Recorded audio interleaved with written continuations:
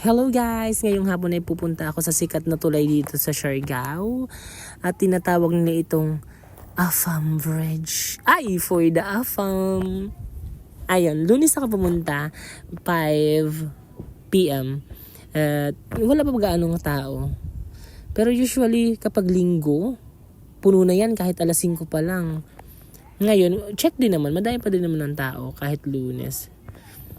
Worth it pa din naman ang pagpunta. Kung may chance kayo na pumunta dito ng Siargao, recommend ko sa inyo itong Afam Bridge.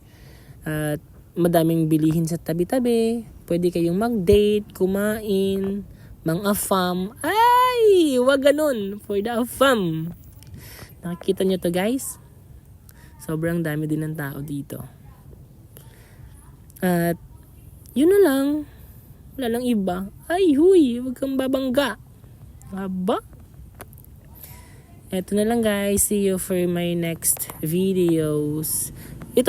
Wala akong chance na makita si Naynay Wonder at si Hour ng Siargao. So sad naman. Sana sa pag-stay ko dito, bali 3 weeks pa kami dito eh. So ayun na lang guys. Thank you for watching. Afam. Let's go.